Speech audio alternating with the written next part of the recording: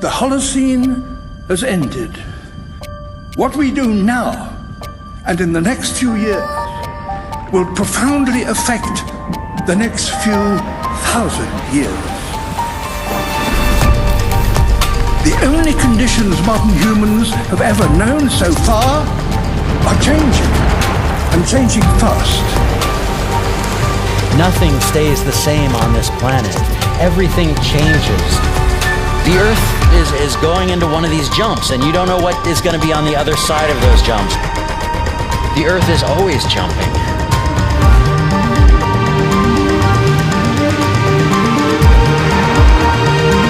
Things move on this planet. Things are not still. Everything is turning.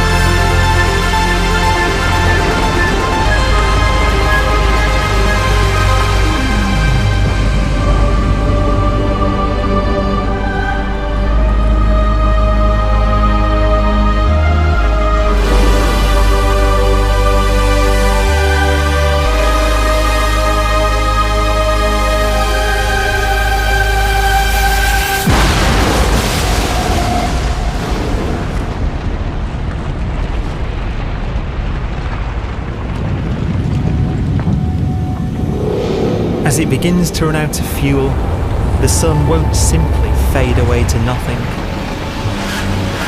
Its core will collapse, and the extra heat this generates will cause its outer layers to expand.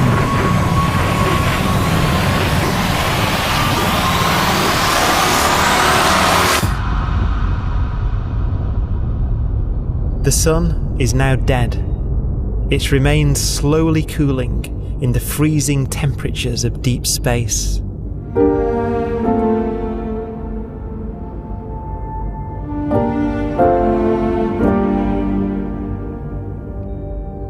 The fate of the sun is the same as for all stars.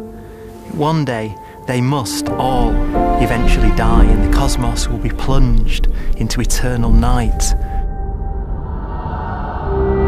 All stars eventually will run out of fuel. The temperature of the universe drops. The stars, one by one, in the night sky, will turn off.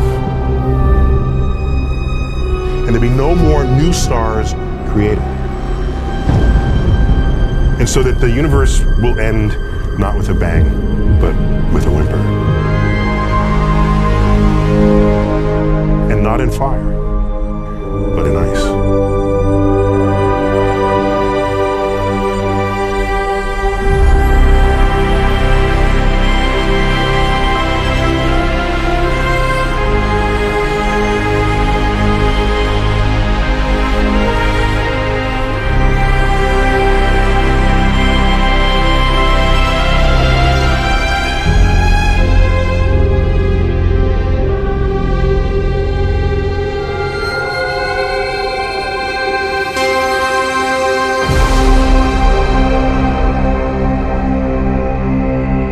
With no fuel left to burn, a white dwarf's faint glow comes from the last residual heat from its extinguished furnace.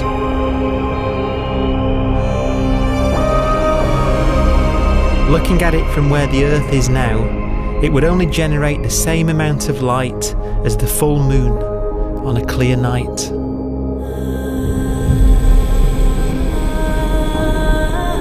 The faint glow of white dwarfs will provide the only illumination in a dark and empty void littered with dead stars and black holes.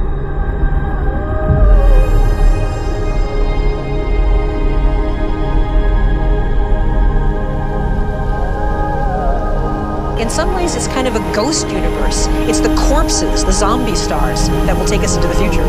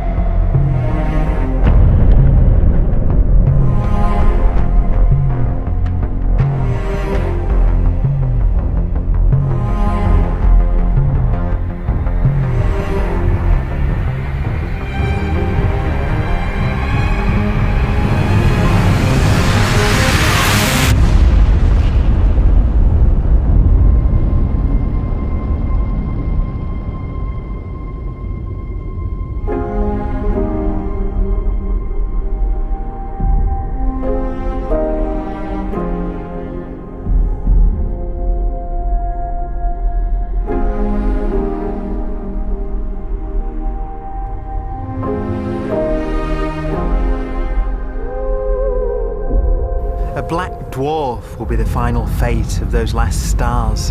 White dwarfs that have become so cold that they barely emit any more heat or light.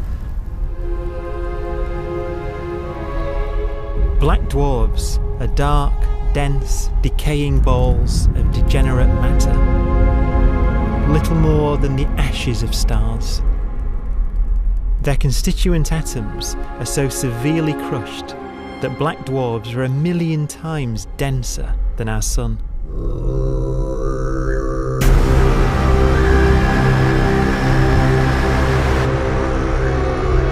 Stars take so long to reach this point, we believe there are currently no black dwarfs in the universe.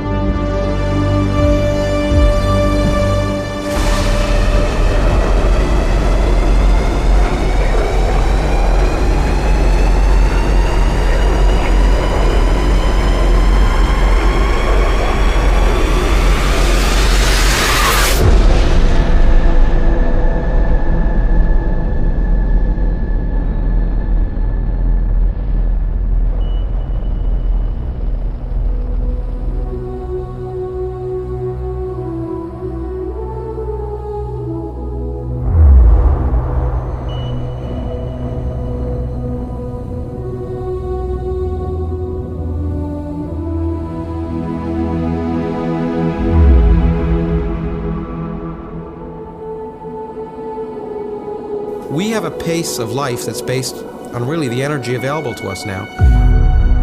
You could imagine living conscious systems which have a very different pace and therefore can extend out at least a lot farther than you'd imagine otherwise.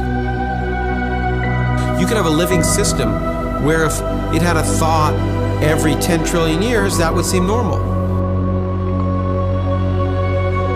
Even if our life dies out, one could imagine at some time arbitrarily far in the future, a fluctuation occurs which allows intelligent life to exist again for a little while.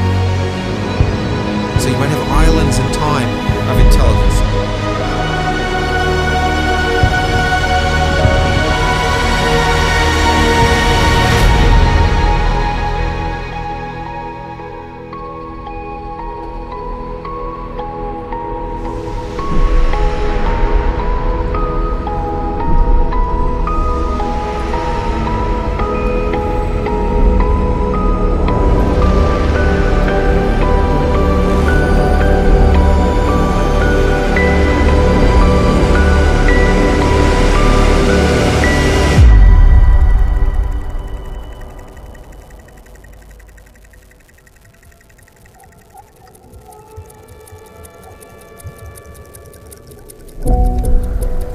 proton, one of the fundamental building blocks of atomic matter, of what makes us up, can just spontaneously fall apart. Any material that evades the pull of a black hole eventually dies away as its protons disintegrate.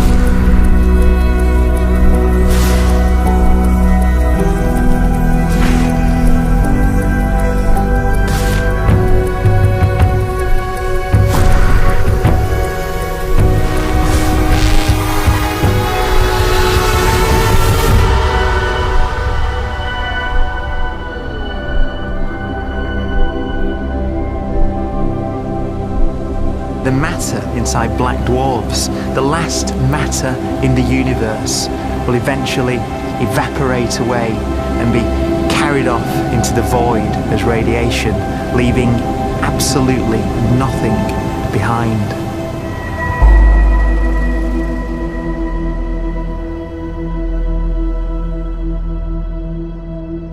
With the black dwarfs gone, there won't be a single atom of matter left. All that will remain of our once rich cosmos will be particles of light and black holes.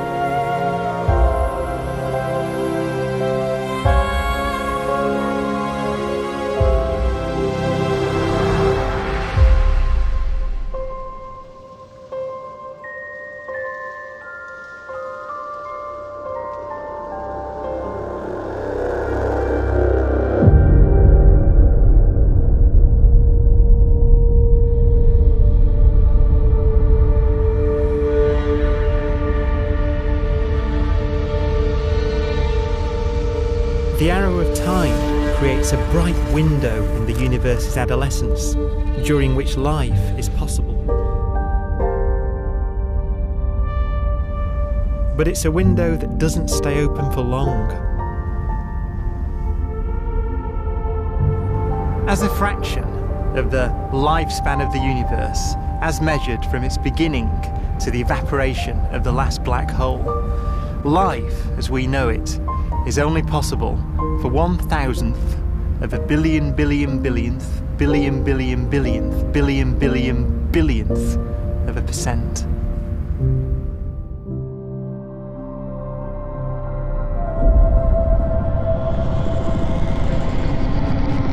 Black holes become the fundamental building block of the universe.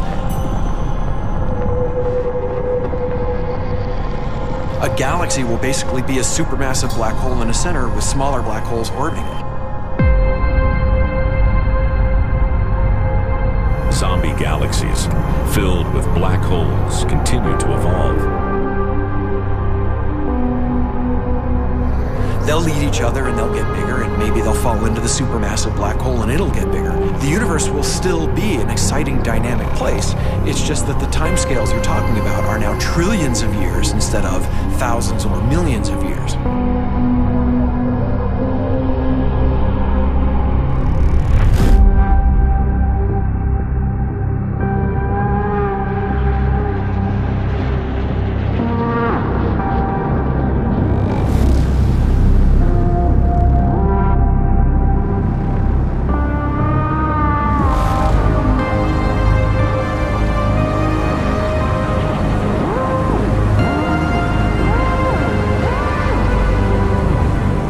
Black holes can bang on space-time like mallets on a drum.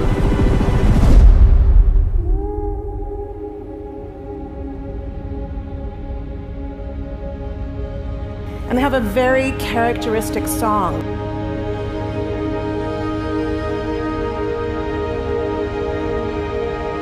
Imagine two black holes that have lived a long life together. At the end of their lives, they're going around each other, crossing thousands of kilometers in a fraction of a second.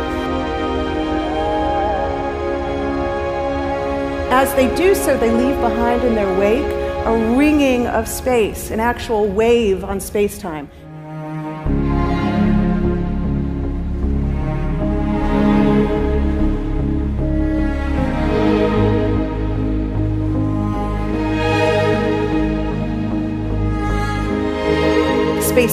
squeezes and stretches as it emanates out from these black holes banging on the universe. Those are the gravitational waves. They are literally the sounds of space ringing. And they will travel out from these black holes at the speed of light as they ring down and coalesce to one spinning, quiet black hole.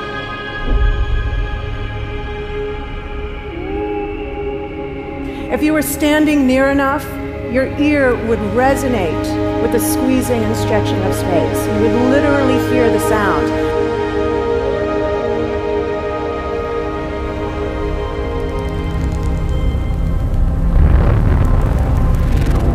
Imagine a lighter black hole falling into a very heavy black hole. The sound you're hearing is a light black hole banging on space each time it gets close.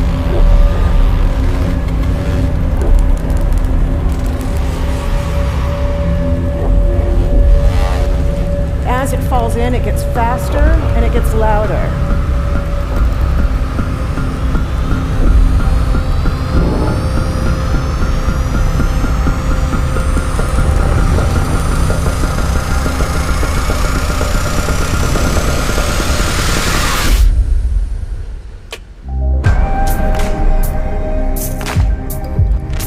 Scientists used to think black holes were immortal, but even these will one day die.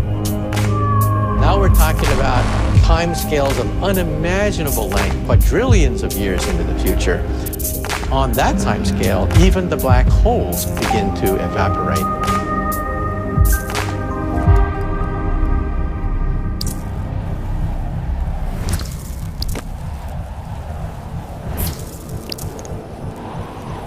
According to quantum mechanics, space is filled with virtual particles, antiparticles, that are constantly materializing in pairs, separating, coming together again, and annihilating each other.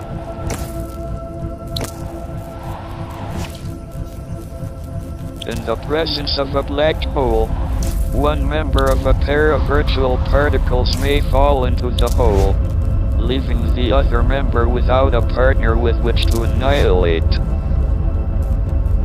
The forsaken particle appears to be radiation emitted by the black hole. And so, black holes are not eternal. They evaporate away at an increasing rate until they vanish in a gigantic explosion.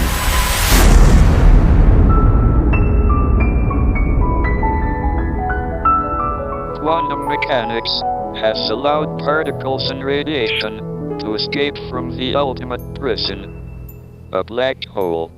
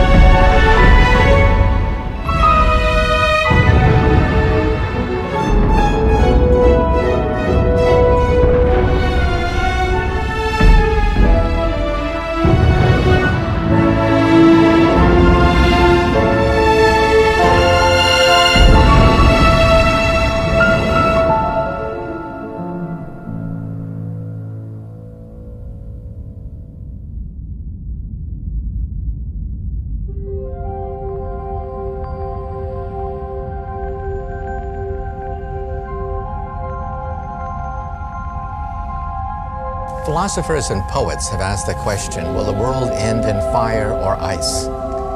We can now give an answer. The latest evidence shows that the universe is not slowing down, but it's speeding up out of control. And the universe, we think, will die in ice. Trillions upon trillions of years from now.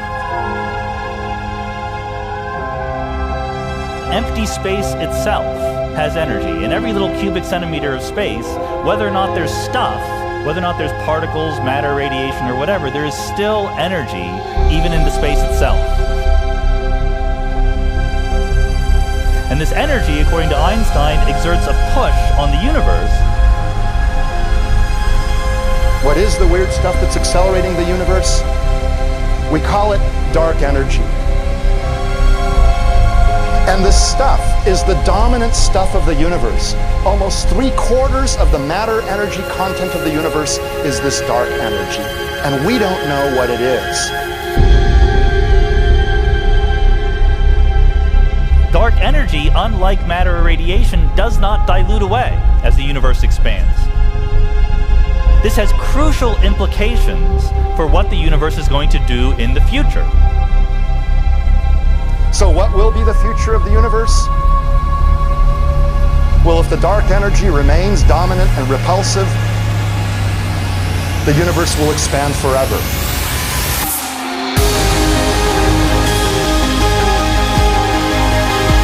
Faster and faster and faster with time. A runaway universe. 70% of the energy of the universe resides in empty space, and we don't understand why. But we do know what will happen. If that energy continues to be there, the universe will become cold and dark and empty. That's the future as it might be. We don't know because we don't yet understand the nature of dark energy. Until we do, we won't know the future. We won't even understand our own origins, and that's why we want to know and study this subject.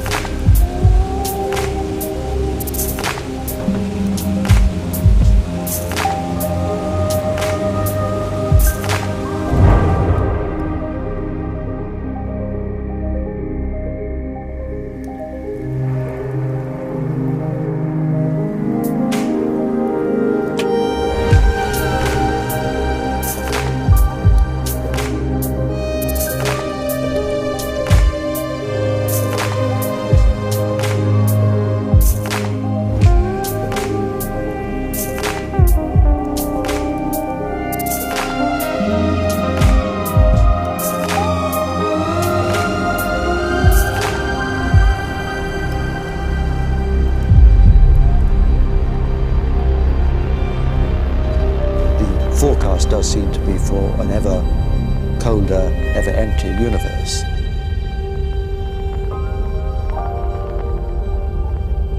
But then, of course, we have to ask, could that end lead to a new beginning? And there are ideas whereby what actually is the end of our universe could in some sense be linked to the beginning of a new one.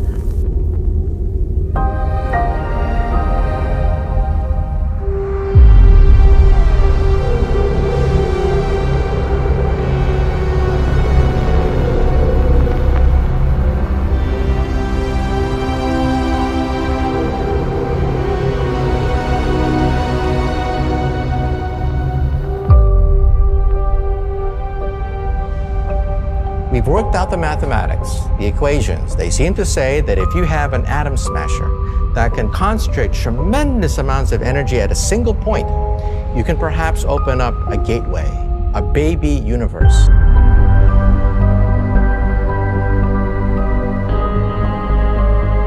Facing the death of everything there is, this perhaps is their only possibility of escape.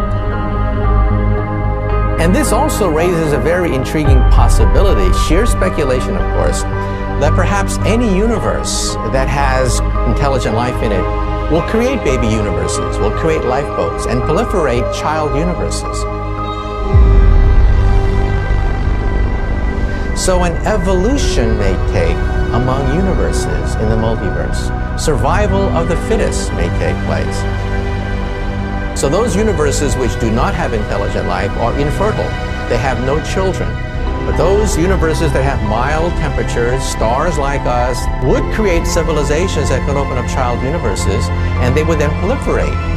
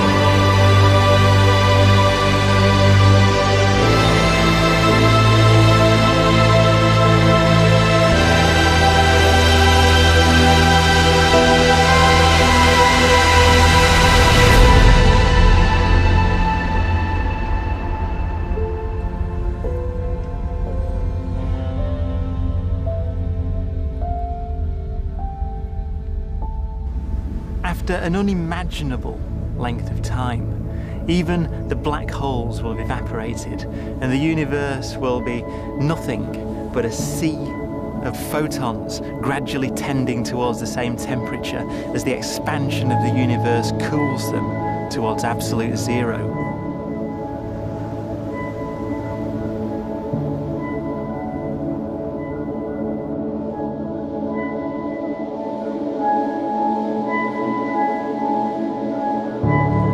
Once the very last remnants of the very last stars have finally decayed away to nothing, and everything reaches the same temperature, the story of the universe finally comes to an end.